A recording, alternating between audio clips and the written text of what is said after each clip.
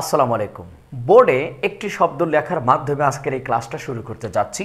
মূলত কথাটা লিখব হলো সাবজেক্ট। হ্যাঁ, সাবজেক্টের বাংলা হলো কর্তা। সো বন্ধুরা, যে সকল পুরাতন বন্ধুরা রয়েছে আমার চ্যানেলে বা পেজে, তারা অবশ্যই কিন্তু এই সাবজেক্টের বাংলা কর্তা সম্পর্কে জানা আছে। এজন্যই আমি বলবো, যে সকল নতুন বন্ধুরা রয়েছে, যদি এখনও আমার চ্যানেলটি বা পেজটি সাবস্ক্রাইব বা ফলো না করে থাকো, অবশ্যই করে দাও এখনই। বন্ধুরা, আজকে একটা কথা বলবো যে আমরা ইংরেজিতে কথা বলতে গেলে যে জিনিসটা খুবই প্রয়োজন হয় সেটা হলো সাবজেক্ট। কিন্তু এমন কিছু বাক্য রয়েছে যেগুলো জায়গায় সাবজেক্ট থাকে না। তো বন্ধুরা, সাবজেক্ট যদি না থাকে সেন্টেন্সটা গঠন করব কিভাবে? তো এই ক্ষেত্রে এই যে সাবজেক্ট, এর যদি অনুপস্থিতি থাকে কোথাও, বন্ধুরা এমন একটা হেল্পিং পার্সনের মতো, একজন হেল্পিং সাবজেক্ট যেটাকে বলা হয় ইন্ট্রোডাক্টরি দেয়ার।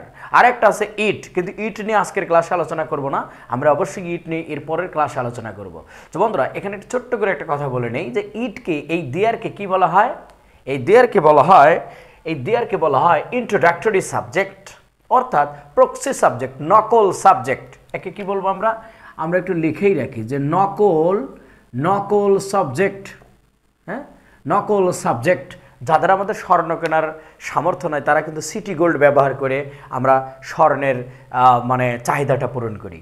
তো বন্ধুরা, আজকের ক্লাসটি হবে মূলত অসাধারণ 13টা গঠন শেখাবো ইনশাল্লাহ। এই 13টা গঠনের মাধ্যমে অবশ্যই আমাদের দেয়ার সম্পর্কিত পৃথিবীতে বেঁচে থাকাকালীন আর কোনো প্রশ্ন থাকবে না।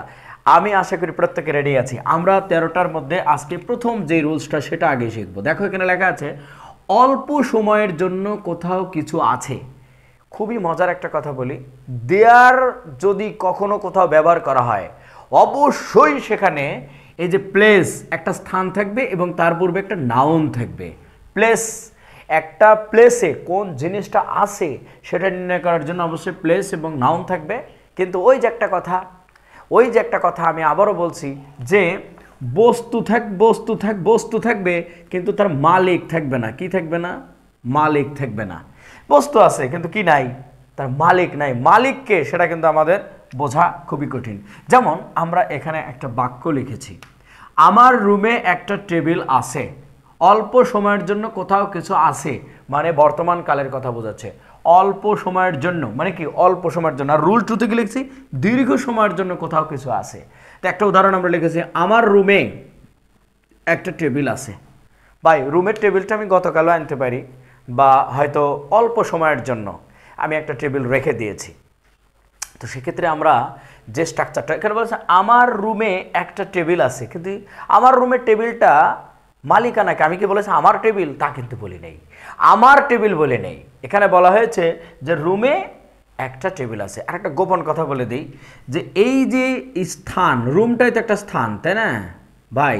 এই স্থানের ক্ষেত্রে সবসময় এ থাকবে, মানে এ উচ্চারণ হবে। রুমে, তারপরে মাঠে, পানিতে, আকাশে, বাতাসে, এই যে এ উচ্চারণ হবে। হ্যাঁ, কোনো স্থানের পরে যে রুমে, এই যে রুমে, আমার রুমে, আমি কিন্তু বলিনি আমার রুম একটা টেবিল আছে, তা বলি না, আমার রুমে একটা টেবিল আছে। আমি একটু প্রথম সেন্টেন্সটা একটু সময় নিয়ে বোঝাচ্ছি, এই কারণে যাতে বাকিগুলো একদম বুঝতে আমাদের সুবিধা হয়। তো বন্ধুরা, এরকম সেন্টেন্স যদি হয় তাহলে অবশ্যই আমাদের দেয়ার দিয়ে সেন্টেন্স শুরু করা হবে, কারণ আমার রুমে যে একটা টেবিল আছে এটার কোনো মালিক নাই। আর যে জিনিসের মালিক নাই, এতিমের মালিক কে? এতিম। মনে করো যে এটা একটা এতিম সেন্টেন্স, এই এতিম সেন্টেন্সের মালিক হিসেবে দায়িত্ব পালন করবে সবসময় দেয়ার। এবং দেয়ার সেখানেই ব্যবহার করা হবে যেখানে স্থান উল্লেখ থাকবে। কোথাও কিছু আছে, কোথাও কিছু ছিল, বা কোথাও কিছু থাকবে বোঝাবে। তো বন্ধুরা, তাহলে আমরা এটা লিখবো, সেন্টেন্সের স্ট্রাকচারটা শুরু হবে দেয়ার দিয়ে, ইজ অথবা আর।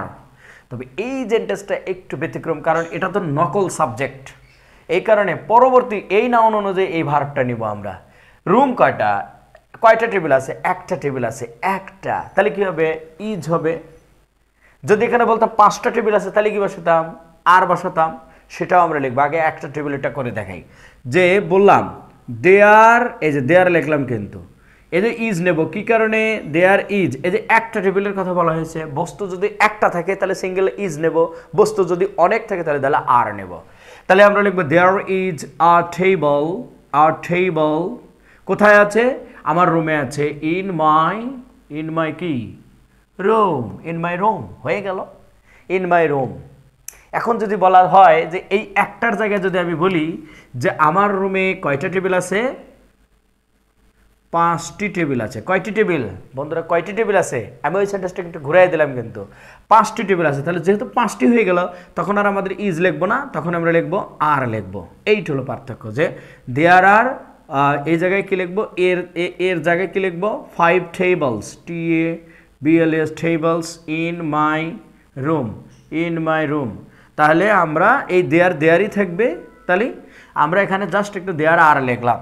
তাহলে যদি এখানে একটা থাকে, একটা বস্তু থাকে, তাহলে সিঙ্গুলার ভার্ব ইজ নেব, আর যদি বেশি থাকে তাহলে আমরা আর নেব। এইটুকু পার্থক্য বুঝলেই হলো।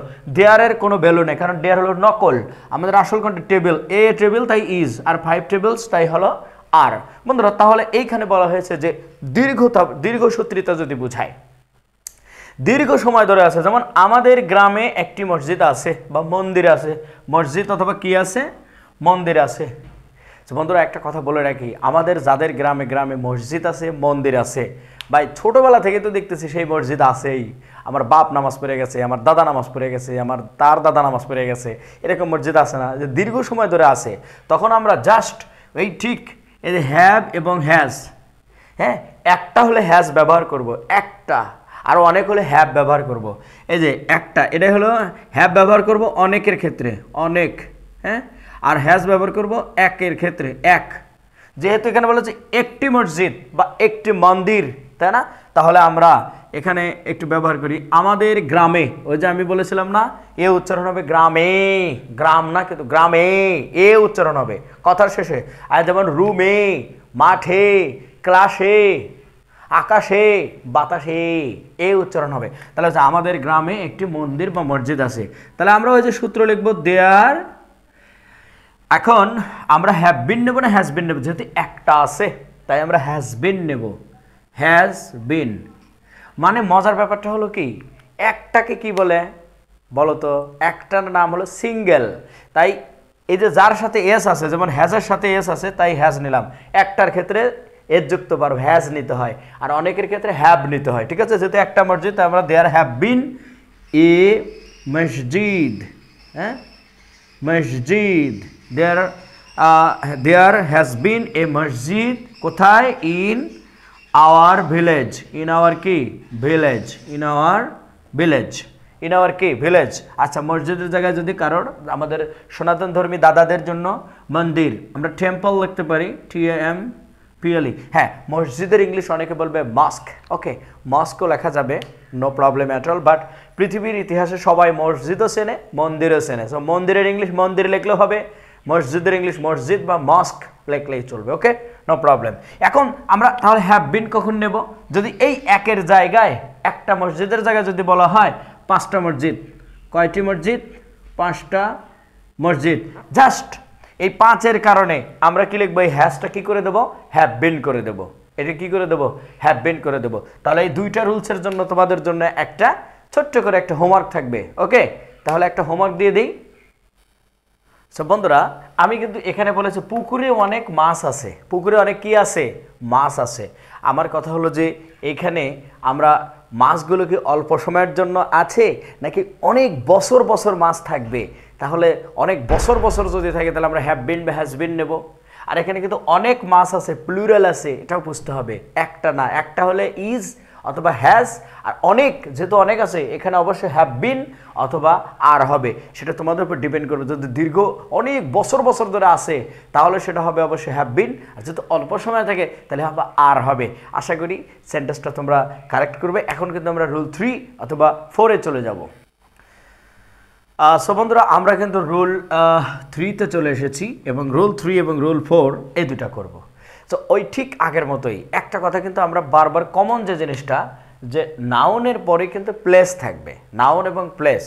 এখন বলেছি যে দেয়ার আমরা সেখানেই ব্যবহার করবো, এখানে আগেরটা ছিল কিন্তু আছে, আর এখানে কি ছিল, ছিল বোঝাচ্ছে যে অল্প সময়ের জন্য আগে ছিল কিন্তু বর্তমানে নেই, আগে ছিল এখন আর নাই। আবার দীর্ঘ সময়ের জন্য আগে ছিল কিন্তু বর্তমানে নেই। সো এই ধরনের কথাগুলোর ক্ষেত্রে আমরা ঠিক ওয়াজ আর ব্যবহার করব। তবে মনে রাখতে হবে যে একটা যদি বোঝায় তাহলে ওয়াজ, আর অনেক যদি বোঝায় তাহলে ওয়ার হবে।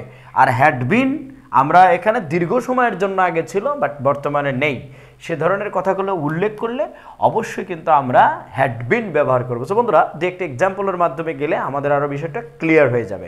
এখানে বলেছে যে আকাশে অনেক তারা ছিল। আকাশে কি ছিল? অনেক তারা ছিল। কোথায়? আকাশে। ওই যে এ উচ্চারণ হবে, বারবার বলেছি যে নাউনের শেষে যেমন আকাশ একটা নাউন, সো এর শেষে আকাশে, অনেক স্থানের শেষে এ থাকবে।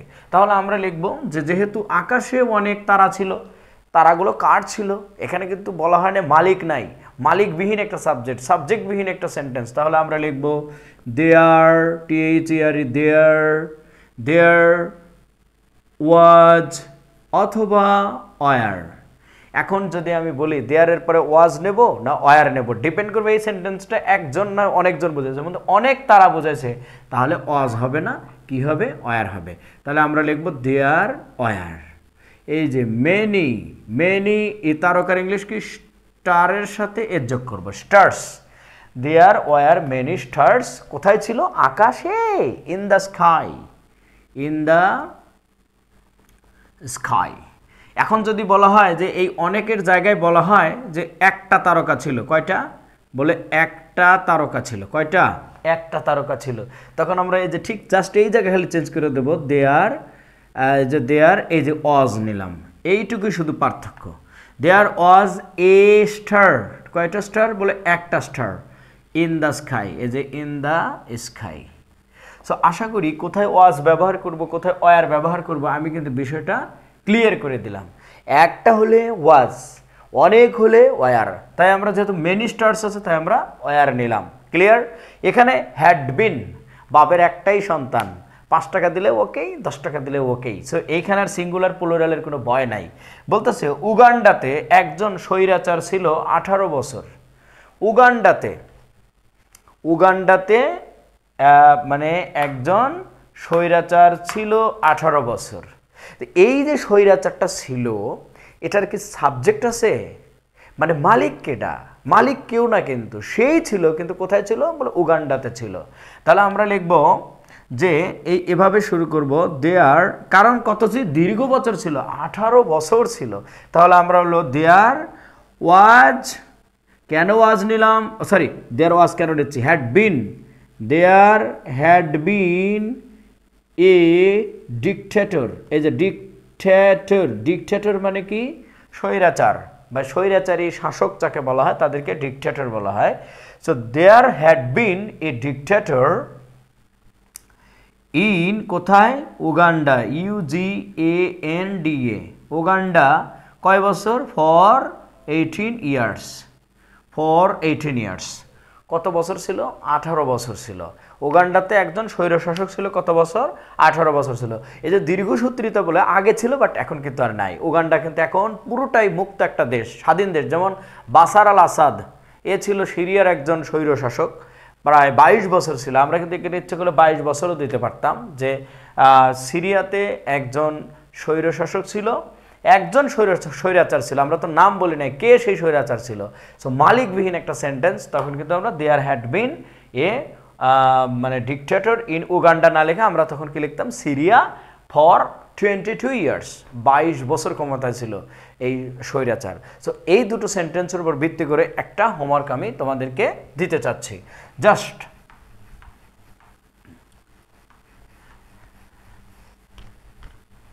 তাহলে আমরা লিখলাম যে, আমি বললাম যে কলেজে, কলেজে আমার একজন জিএফ ছিল।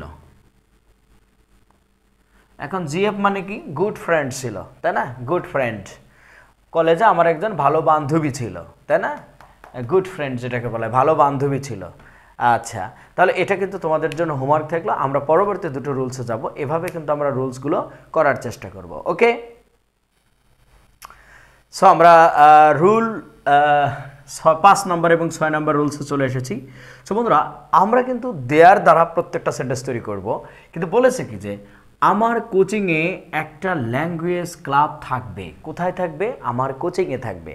আমার কোচিংয়ে একটা ল্যাঙ্গুয়েজ ক্লাব থাকবে। বে বো বা, বে বো বা, আবার বলতেছে বে বো বা। যদি বাংলা কথার শেষে কখনো উচ্চারণ করা হয়, উইল বলা বাধ্যতামূলক, আইনে ফরজ। ঠিক আছে, উইল বলতেই হবে, যে বে বা বলেছি, কারণ এখানে বলেছে কোথাও কিছু থাকবে, তখন আমরা উইল বি ব্যবহার করব। তো উইল বি কার পূর্বে? There will be. তাহলে আমরা আগে দেয়ার একে লিখে নিলাম, দেয়ার লিখে নিলাম, আর এই যে উইল বি লিখবো, উইল বি, এই যে উইল বি, দেয়ার, তারপরে কি উইল বি। দেয়ার তো আমাদের শুরুতে নিতেই হবে, কারণ দেয়ার নিয়ে আজকের ক্লাস, তাই কি না? কারণ এখানে কোনো সাবজেক্ট নাই। আমার কোচিংয়ে একটা ল্যাঙ্গুয়েজ ক্লাব থাকবে, তাহলে there will be a language club, language club, হ্যাঁ, ল্যাঙ্গুয়েজ ক্লাব, মানে in my coaching centre, in my, এই যে কোচিং সেন্টার, হ্যাঁ, in my coaching centre, there will be a language club in my coaching centre. এই just will বিটা কিন্তু আমাদের target. ভাই কোনো কিছু যদি আমরা এখন আজকের থেকে বলবো যে আমার মানে মানে কোনো কিছু থাকবে, কোনো কিছু থাকবে, কোথাও কোনো কিছু থাকবে। তুমি বললা যে কলেজে একটা ক্যান্টিন থাকবে, কলেজে একটা ক্যান্টিন থাকবে, আকাশে অনেক তারা থাকবে, তারপরে মনে অনেক যন্ত্রণা থাকবে, মনে অনেক কষ্ট থাকবে, মানে একটা স্থান বোঝাবে, কোনো স্থানে বোঝাবে।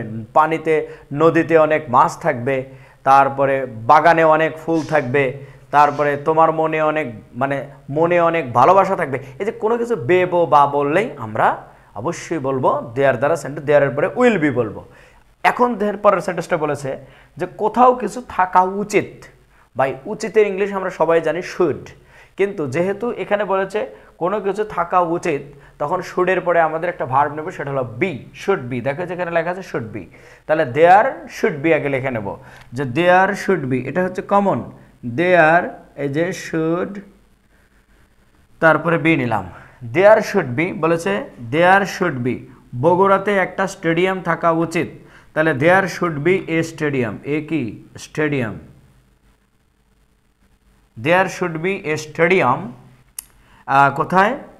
In Bogura, in Bogura. তাহলে আমাদের বলা হচ্ছে যে বগুড়াতে একটা স্টেডিয়াম থাকা উচিত, তাই না? এখন যদি বলা হয় যে রাস্তায় মানে কম গাড়ি থাকা উচিত, আমি বললাম যে মাঠে মানে অনেক মানুষ থাকা উচিত। আমরা যে মাঠে বলতেছি, একটা স্থান বোঝাচ্ছি, বলতেছি যে খাতায় অনেক মানে ইংরেজি ওয়ার্ড থাকা উচিত, তাই কিনা? তো এই যে কোনো কিছু থাকা উচিত বলতে আমরা অবশ্যই কোথাও কোনো কিছু থাকা উচিত। আমরা বললাম ঢাকায় যানজট কম থাকা উচিত, তারপরে ঢাকায় অনেক পুলিশ থাকা উচিত। এই যে কোথাও কোনো কিছু থাকা উচিত বলতে আমরা শুডের পরে বি ব্যবহার করব, শুড বি, তাই না? রুমে অনেক সোফা থাকা উচিত, এই যে তাহলে রুমে, এই কথাটা কিন্তু আমরা বললাম। তো বন্ধুরা আমরা কিন্তু 6টা রুলস কিন্তু আমরা আলহামদুলিল্লাহ শেষ করে ফেলছি, আর মাত্র 6টা রুলস আমরা শিখব। আশা করি ক্লাসটা কিন্তু অনেক মজাদার হবে। ওকে, এখন কিন্তু আমরা 7 নম্বর এবং 8 নম্বর রুলসটা করব, 7 এবং 8। তো 7 নম্বরে বলা হয়েছে যে কোনো কিছু থাকা উচিত ছিল, কোনো কিছু থাকা কি উচিত ছিল, কোনো কিছু থাকা উচিত ছিল। কীরকম? যে পুকুরে প্রচুর মাছ থাকা উচিত ছিল। এরকম যদি আমরা বলি যে পুকুরে অনেক মাছ থাকা উচিত ছিল, তারপরে আমি বললাম যে তোমার মনে অনেক ভালোবাসা থাকা উচিত ছিল, এরকম স্থানে কোথাও থাকা উচিত ছিল। আমরা বললাম যে বগুড়াতে একটা স্টেডিয়াম থাকা উচিত ছিল, খুলনাতে একটা তাজমহল থাকা উচিত ছিল। এরকম যখন আমরা উচিত ছিল বলবো, তখন আমরা শুড হ্যাভের পরে বিন ব্যবহার করব। আগেরটা ছিল কিন্তু শুড বি, বাট এখানে কিন্তু আমরা ব্যবহার করতেছি শুড হ্যাভের পরে বিন, মুখস্থ রাখতে হবে। দেয়ার শুড হ্যাভ বিন, এটা মুখস্থ করবো, শুরু করব। আমরা যে লিখলাম দেয়ার, এই যে শুড, এই যে শুড, তারপরে যে হ্যাভ, তারপরে বিন। ভাই এটা মুখস্থ করে ফেলবো, শুড হ্যাভ বিন। কোথাও কোনো কিছু থাকা উচিত ছিল বললে আমরা শুড হ্যাভ বিন মুখস্থ রাখবো। যে আমরা বললাম যে মানে মাঠে অনেক দর্শক থাকা উচিত ছিল, তাই কিনা? মাঠে অনেক দর্শক থাকা উচিত ছিল, এই যে কোথাও কিছু থাকা উচিত ছিল বলতে শুড হ্যাভ বিন মুখস্থ রাখবো। শুড হ্যাভ বিন কি থাকা উচিত ছিল? প্রচুর মাছ। তাহলে আমরা বললাম যে লট অফ কি ফিশেস, FISHES ফিশেস, কোথায়? বলে in the pond, in the কি POND pond, in the pond. নদীতে অনেক কি থাকা উচিত ছিল? পুকুরে অনেক কি থাকা ছিল? মাছ থাকা উচিত ছিল, তাই কিনা? পরের সেন্টেন্সটা বলতেছে কোনো কিছু নিশ্চয়ই আছে, আমরা একদম শিওরলি বলতেছি যে হ্যাঁ সেখানে অবশ্যই কিছু আছে। যেমন একটা উদাহরণ, ইডেন কলেজে নিশ্চয়ই অনেক সুন্দরী মেয়ে আছে। আমি কনফিডেন্টলি বলতেছি, I am very confident about Eden college, যে ইডেন কলেজে অবশ্যই বা নিশ্চয়ই অনেক সুন্দরী মেয়ে আছে। তো এ ধরনের কথা বলতে আমরা দেয়ারের সাথে মাস্ট বি ব্যবহার করব। তাহলে আমরা আগে লিখে দেয়ারের সাথে কি ব্যবহার করব? দেয়ার মাস্ট বি ব্যবহার করলাম। There must be many beautiful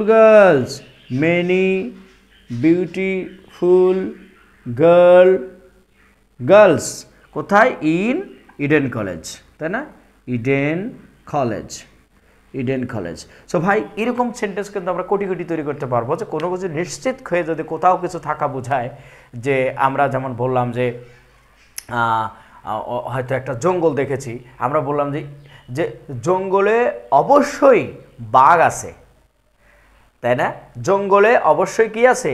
বাঘ আছে। তাহলে there must be tiger in the forest, তাই না? তোমার মনে অবশ্যই শয়তানি আছে, তাহলে there must be devilish mentality in your mind, তোমার মনে শয়তানি আছে। তো এই ধরনের কথা নিশ্চয়ই বলতে গেলে আমরা অবশ্যই মাস্টের পরে বি ব্যবহার করব, দেয়ারের সাথে মাস্ট বি ব্যবহার করব। সো বন্ধুরা, পরবর্তীতে আমরা 8 নম্বর রুলসটা কিন্তু শেষ করে ফেললাম। আর মাত্র 2-3টা রুলস আছে, যেটা জানলে দেয়ার সম্পর্কিত পৃথিবীতে আর কোনো সেন্টেন্স আমাদের জানা বাকি থাকবে না। ওকে বন্ধুরা, আমরা কিন্তু 9 আবার 10 নম্বর রুলসে চলে আসছি। অর্থাৎ 9 এবং 10 নম্বর রুলসে দেয়ার কীভাবে ব্যবহার হয় সেটা কিন্তু শিখবো। তো বন্ধুরা দেখো, এখানে বলেছে কোথাও কিছু অবশ্যই ছিল, মানে শিওরলি বলতেছি যে অবশ্যই ছিল। তখন কিন্তু কোথাও কোনো স্থানে কিছু অবশ্যই ছিল বোঝাতে আমরা মাস্ট হ্যাভ বিন ব্যবহার করব। কি? মাস্ট হ্যাভ এবং বিন ব্যবহার করব। তাহলে এই যেখানে বলেছে নদীতে অবশ্যই কি ছিল? নৌকা ছিল। নদীতে অবশ্যই কি ছিল? নৌকা ছিল। আমি বললাম যে নৌকা পার হয়েছে কোনো এক ব্যক্তি, তাহলে তো অবশ্যই সে নৌকা পার হয়েছে, নৌকা না থাকলে তো সে পার হতে পারে নাই। তাহলে আমরা বলবো যে নদীতে অবশ্যই নৌকা ছিল। তাহলে দেয়ারের পরে আমরা কি লিখবো? দেয়ার, এই যে বলেছে মাস্ট হ্যাভ বিন, মুখস্থ, এটা মাস্ট হ্যাভ, তারপরে কি? বিন, মাস্ট হ্যাভ বিন মুখস্থ। There must have been a boat in the river, তাই না? There must have been a boat in the river. তবে মাস্ট হ্যাভের ক্ষেত্রে কিন্তু সিঙ্গুলার প্লুরাল নাই, যেখানে সিঙ্গুলার প্লুরাল ছিল ওটা আলোচনা করে ফেলছি। এখন আর এগুলোর সাথে কিন্তু কোনো টেনশন নেই, কারণ এগুলো সবই কি মডাল ভার্বের ব্যবহার করতেছি। তো এখন কিন্তু বলছে কোথাও থাকতে পারে, যেমন এখানে বলেছে রুমে একটা বিড়াল থাকতে পারে, তাই না? তারপরে আকাশে একটা চাঁদ থাকতে পারে, আকাশে অনেক তারকা থাকতে পারে, বাগানে একটি ফুল থাকতে পারে, মানে রাস্তায় একজন মেয়ে থাকতে পারে। তো এই যে কোথাও কিছু থাকতে পারে বলতে আমরা ক্যান বি ব্যবহার করব। ক্যান বি কি ব্যবহার করব? Can be, there can be ব্যবহার করব। তাহলে এখানে লিখবো দেয়ার ক্যান বি, কি বলেছে? বিড়াল। এ খ্যাট কোথায় থাকতে পারে? In the room, in the কি? রুম। এরকম অসংখ্য সেন্টেন্স কিন্তু আমরা থাকতে পারে বোঝাতে এভাবে তৈরি করতে পারি। তো বন্ধুরা, লাস্ট যে মানে দুটো রুলস আমরা শিখবো, সেটার মাধ্যমে কিন্তু আমরা দেয়ার সম্পর্কিত সমস্ত ডাউট ইনশাল্লাহ ক্লিয়ার হয়ে যাবে। ওকে, সো বন্ধুরা, আমরা যে কথা দিয়েছিলাম যে 13টা সেন্টেন্স, আমরা 13টা স্ট্রাকচার শিখবো এই মডেল, অর্থাৎ দেয়ার দ্বারা মোট এই 13টা প্রক্রিয়াই কিন্তু সেন্টেন্স তৈরি করা হয়। যারা ইংরেজিতে অনেক ফ্লুয়েন্টলি ইংরেজি শিখতে চাও ভাই, অনেকে বলবে যে মুখস্থ না ভাই, এই 13টা রুলস একদম মুখস্থ করে ফেলতে হবে। এখন খাতা কলমে লিখে রাখতে হবে সুন্দর করে, যে কখন কোন স্ট্রাকচারটা ব্যবহার করবো, এটা মুখস্থ করতে পারলে কিন্তু সেই ইংরেজিতে সফলতা অর্জন করতে পারবে। ভাই মুখস্থ ছাড়া কোনো কিছু সম্ভব না। কেউ আছে গড গিফটেড, মুখস্থ করা লাগে না, সেটা অন্য হিসাব। বলে ও মুখস্থ করে না, ও গড গিফটেড, তাই আমিও বসে বসে থাকবো, আঙ্গুল চুষবো, তাহলে কিন্তু জীবনে ইংরেজি শেখা হবে না। সো বন্ধুরা, এখানে বলা হয়েছে যে কুড বি, দেয়ারের সাথে কুড বি কখন ব্যবহার হয়? থাকতে পারতো। হ্যাঁ, সেখানে কোনো কিছু থাকতে পারতো, কোথাও কোনো কিছু থাকতে পারতো মানে নাই। এখন বলতেছে টেবিলে একটা গ্লাস থাকতে পারতো, মানে টেবিলে একটা গ্লাস ছিল না, মনের দুঃখে বলতেছো টেবিলে তো একটা গ্লাস থাকতে পারতো, তাই না? তাহলে আমরা কি লিখবো? দেয়ার, এই যে দেয়ার লিখলা, দেয়ার কিন্তু কমন, দেয়ার এই যে কুড বি মুখস্থ রাখতে হবে। There could be a glass, there could be a glass on the table, on the কি? টেবল, এই যে অন দ্য টেবল। আবার এখানে বলতেছে মেবি, দেয়ারের সাথে কখন মেবি হবে, সম্ভবত থাকতে পারে। এখানে সম্ভবত, যেমন তোমার মনে সম্ভবত নিষ্ঠুরতা থাকতে পারে, বোতলে সম্ভবত বিষ থাকতে পারে। একটা গ্লাস, তোমাকে এক গ্লাস শরবত কেউ তোমাকে দিয়েছে, তুমি মনে মনে সন্দেহ করতেছে গ্লাসে বিষ থাকতে পারে, শরবতে বিষ থাকতে পারে। এই যে কোনো কিছু থাকতে পারে বোঝাতে গেলে আমরা সম্ভবত থাকতে পারে, তখন আমরা মেবি ব্যবহার করব। দেয়ারের সাথে কি ব্যবহার করব, দেয়ার, এই যে দেয়ার মেবি, দেয়ার মেবি, এই যে দেয়ারের পরে মেবি ব্যবহার করলাম। দেয়ার মেবি কি, নিষ্ঠুরতা, ব্রুটালিটি, এই যে ব্রুটালিটি, এই যে ব্রুটালিটি, ব্রুটালিটি মানে কি, নিষ্ঠুরতা। There maybe brutality in your mind, in your mind, এই যে ইন ইয়োর মাইন্ড মানে, ইন ইয়োর মাইন্ড মানে তোমার মনে, তোমার মনে সম্ভবত, এই যে মেবি মানে সম্ভবত বোঝাচ্ছে, তোমার মনে মেবি সম্ভবত নিষ্ঠুরতা থাকতে পারে, ব্রুটালিটি মানে নিষ্ঠুরতা, ইন ইয়োর মাইন্ড তোমার মনে। এটা বলা যায় 13 নম্বর রুলস, আমরা বলছি সিমস টু বি, দেয়ারের সাথে সিমস টু বি কখন হবে, যেমন আছে বলে মনে হয়। এখন বললে হয় যে গর্তে ইন্দুর আছে বলে মনে হয়, রুমে যেমন এখানে বলছে জঙ্গলে অনেক বাঘ আছে বলে মনে হয়, মানে আমি শিওর না, হ্যাঁ আমি মনে মনে ভাবতেছি যে জঙ্গলে অনেক বাঘ আছে বলে মনে হয়, তাই না? তাহলে আমরা দেয়ারের সাথে কী বলবো, there seems to be, there seems to be, there seems to be, এটা মুখস্থ, একদম মুখস্থ রাখবো। দেয়ার সিমস টু বি অনেক tigers, many tigers in the forest, in the কি, forest. So dear friends, I just want to request you this moment, very humbly I request you that আপনি যদি ইংরেজিতে অনর্গল কথা বলতে চান, আপনার যদি ইংরেজি শেখার স্বপ্নটা সত্যি থাকে, আমার পরামর্শটা শোনেন ভাই, মুখস্থ করতে হবে। এই 13টা রুলস বসে বসে যদি আপনি মুখস্থ করে এটা যদি আপনি আয়ত্ত আনতে পারেন, আমি আশা করি যে এই সেন্টেন্স কটা দিয়ে প্রায় অর্ধবেলা ইংরেজিতে কথা বলতে পারবেন। মুখস্থ করেন। আপনি আমাকে অনেক শিক্ষক যে যাই বলুক না কেন, আমি আমার পরামর্শটাই আমি আপনাকে দেবো যে ভাই মুখস্থ করতে হবে, টেন্স সহ একদম গ্রামাটিক্যাল। এই 13টা রুলস আপনি হাতে ধরে ধরে 1 নম্বর রুলস, 2 নম্বর রুলস, 3 নম্বর রুলস, 4 নম্বর রুলস, প্রয়োজন আমার হোয়াটসঅ্যাপ নাম্বারে একটা ভিডিও করে আমাকে পাঠাবেন যে স্যার আপনার 13টা রুলস আমি মুখস্থ করে ফেলছি। অফকোর্স আমি আপনাকে স্পেশাল থ্যাঙ্কস জানাবো এবং আপনার নামটি আমি পরবর্তী ইউটিউব ক্লাসে অবশ্যই কিন্তু আপনাকে জানাবো। ওকে, আমার হোয়াটসঅ্যাপ নাম্বারটা আপনারা যদি নিতে চান আমি দিচ্ছি ভাই, কল দিয়েন না দয়া করে, হ্যাঁ কল দিলে কিন্তু ঝামেলা। 017777 এই যে 589477, ভাই কল দিবেন না, কারণ আমি অনেক ব্যস্ত থাকি, কল ধরতে পারি না। মেসেজ দিবেন, আবার সিন হয়তো মাঝে মাঝে লাখ লাখ মেসেজ আসে, হাজার হাজার মেসেজ আসে, হয়তো সিন করতে পারি না, মনে করেন না যে আমি ইচ্ছা করে আপনার ফ্যানটা মানে ইয়ে করি না। জানুয়ারি মাস থেকে কিন্তু আবার অনলাইন কোর্স যদি কেউ ভর্তি হতে চান তাহলে এই নাম্বারে কিন্তু আপনি SMS দিয়ে রাখবেন যে স্যার আমি অনলাইন কোর্স করতে চাই, অবশ্যই কোর্স খালি থাকলে আপনাকে জানাবো। আমি আবারও রিকোয়েস্ট করব আপনাকে, আমি আপনার হয়ে আমি আপনাকে রিকোয়েস্ট করব যে এই 13টা রুলস একদম ঝেড়ে পুটে মুখস্থ করে ফেলবেন। আপনি যদি বসে থেকে থেকে বলতে পারেন যে এই বাংলা কথাটা শেষে এই রুলসটা বলবো, এই রুলসটা যে ক্যান বি কখন হবে, মে বি কখন হবে, মাস্ট বি কখন হবে, মাস্ট হ্যাভ বিন কখন হবে, তারপরে শুড হ্যাভ বিন কখন হবে, এটা যদি আপনি বলতে পারেন আমি মনে করি আজকের ক্লাসটার জন্য আপনি সফল। Thank you very much, best of luck, meet you later, till that time remain very fine, আল্লাহ হাফেজ।